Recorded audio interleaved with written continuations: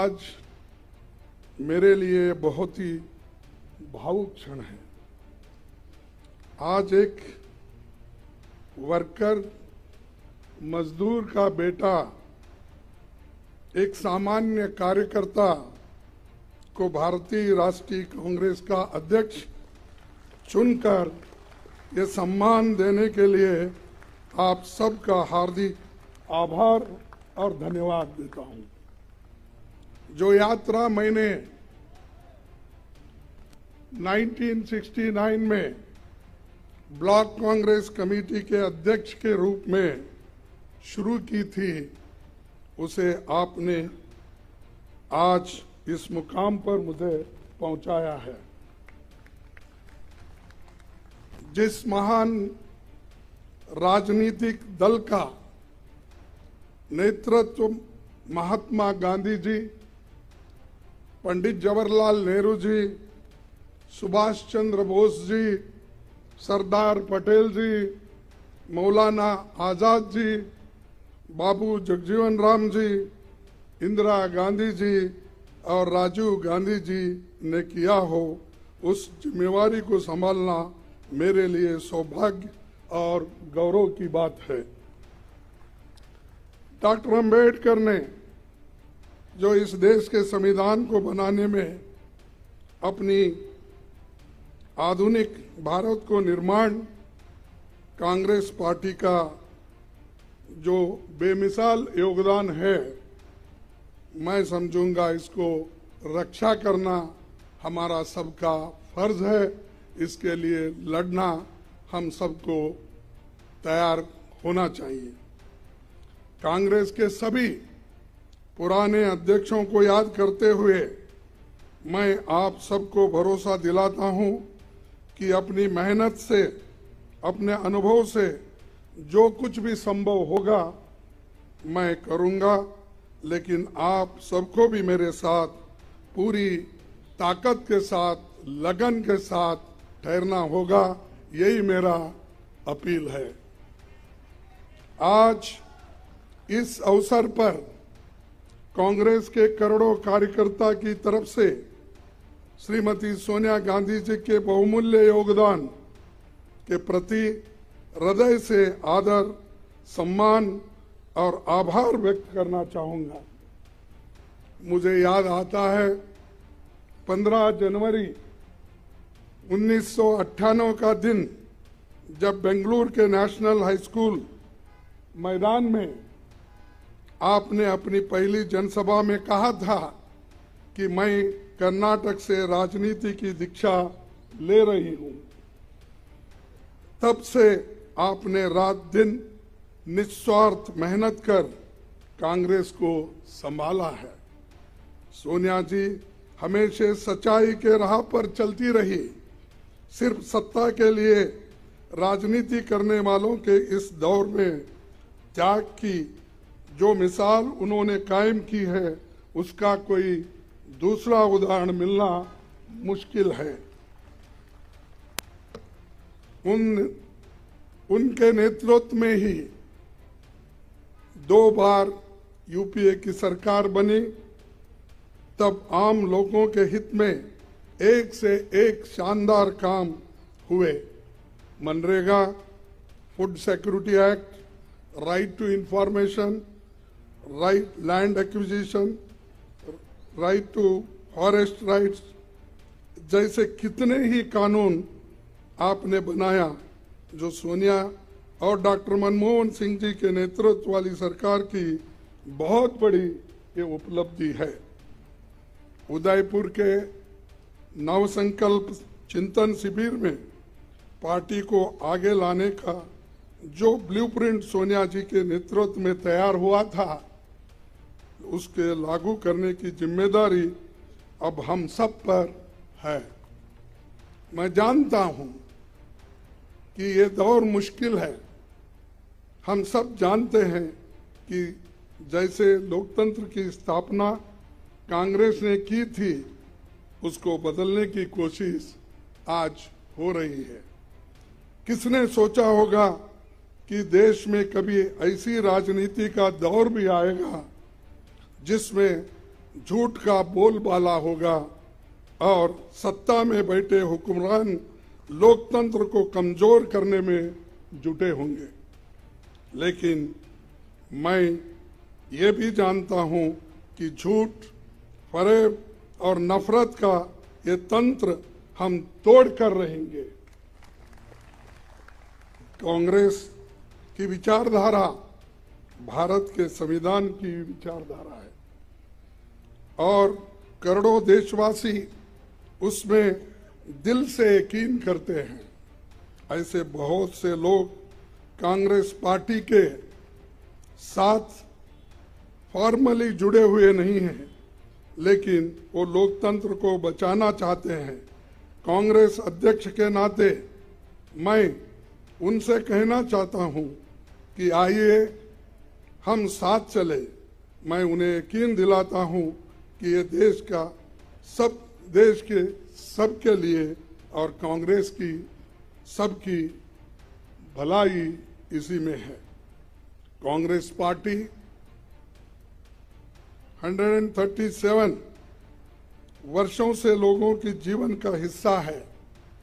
हमारे अच्छे काम के बावजूद, हमारे नेताओं के त्याग के बावजूद मतदाता हमसे कुछ रूठ गए हैं।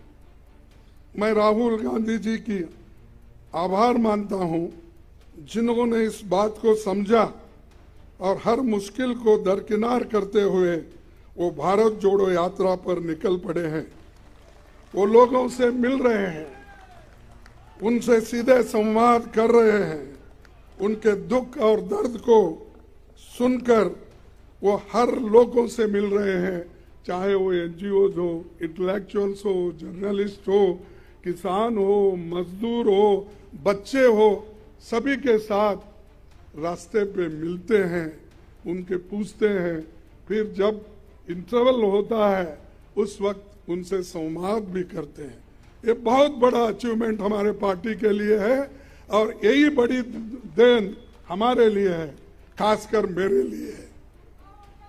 कन्याकुमारी से कश्मीर की इस भारत जोड़ो यात्रा में हर रोज लाखों लोग जुड़ रहे हैं। देश में एक नई ऊर्जा पैदा हो रही है। इस ऊर्जा को हम व्यर्थ नहीं जाने देंगे। कांग्रेस अध्यक्ष के रूप में ये मेरा दायित्व है।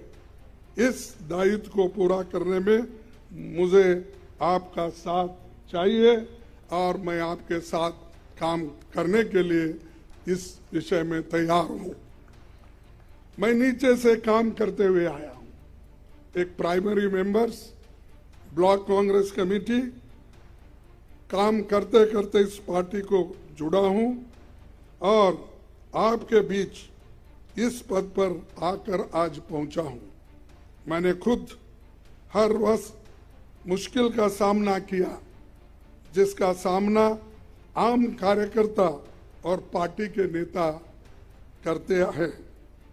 पार्टी में काम करते हुए जो चुनौतियां आती हैं, जो उतार चढ़ाव आते हैं, जो आशा और निराशा से आप गुजरते हैं, मैं उनसे वाकिफ हूं। इसीलिए मैं विश्वास के साथ आपसे कहना चाहता हूं कि हम साथ मिलकर हर चुनौती का सामना करेंगे।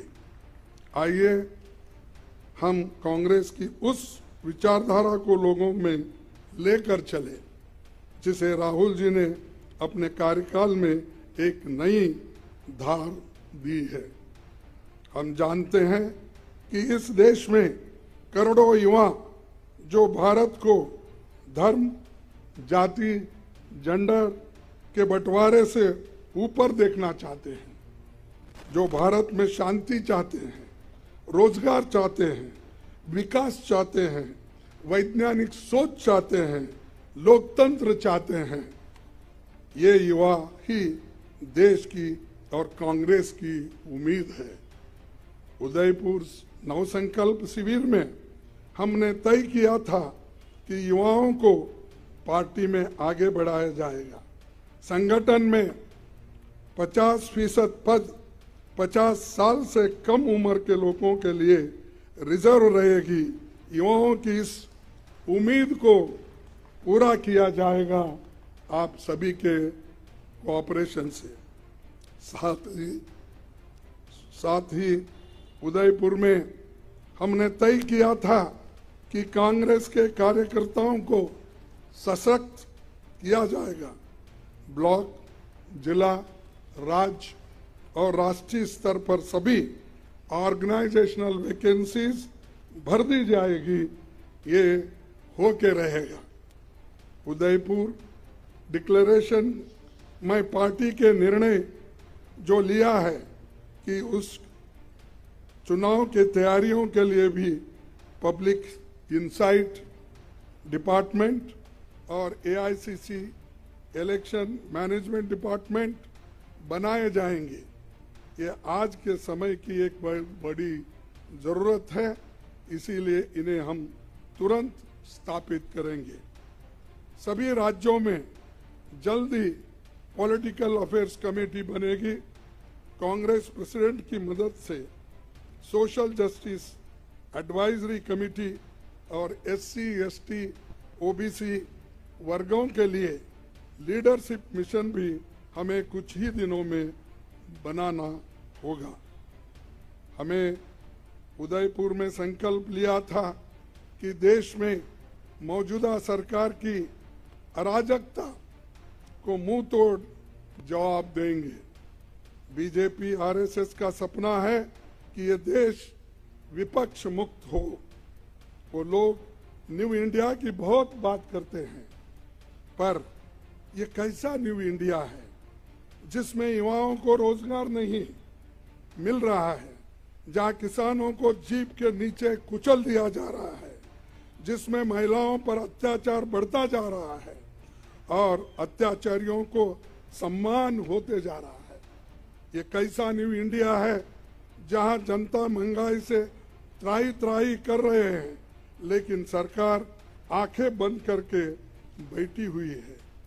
भारत की जनता की कमाई और मेहनत से बने हुए सारे पब्लिक सेक्टर्स, एयरपोर्ट, सड़क, रेल, बैंक, सभी कुछ सरकार बेच रही है, अपने चंद मित्रों के जेब में वो डाल रही है। इस न्यू इंडिया में भूखमरी बढ़ रही है, प्रदूषण बढ़ रहा है, शिक्षा महंगी हो गई है, लेकिन रुपए लुढ़क रहा है।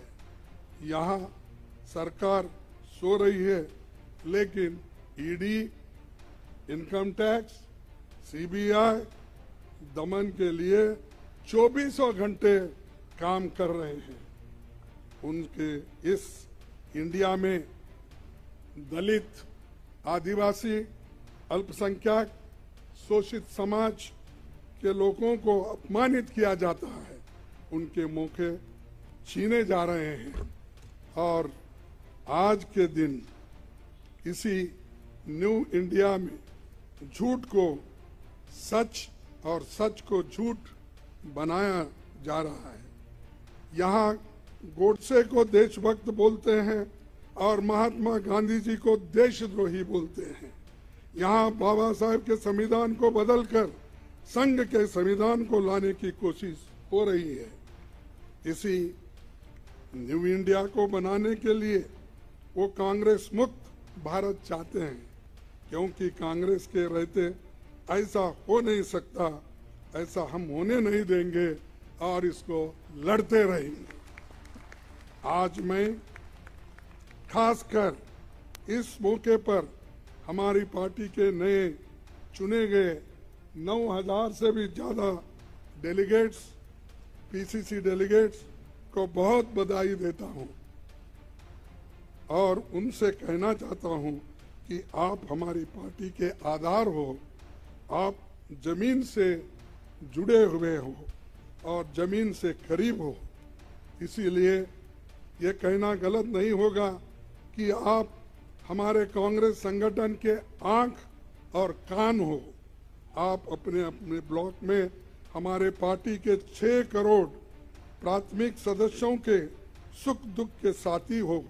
हमारा एक आम कार्यकर्ता जब मजबूत होता है, तभी हमारा केंद्रीय संगठन मजबूत बनता है। Today, I want to call upon my Congress family to come together to carry the message of Bharat Jodo Yatra to every nook and corner of the country. The message of economic equality, safeguarding constitutional values, communal harmony, more employment opportunities to the youth of India. Let us tell the people of India that Congress with them in their struggles and aspirations. Tell them that we are going to be their voice and that we will work for India that was envisioned by forefathers who gave their blood and sweat for this great nation. Lastly, I would like to thank the chairman of the Central Election Committee, authority, and its members, the Congress party and this team, providing once again the Congress is the only party that truly has internal democracy and that has been proved in this election very impartially conducted by the chairman of the authority. I once again congratulate him. I also would like to thank CWC members, PCC presidents, CLP leaders, and all organizational wings for their support and cooperation that they extended for conducting this election smoothly. In the end, I would like to once again thank our PCC delegates, and I want to tell them that you are the foundation of our party. As President, it will be my utmost duty to look after our workers.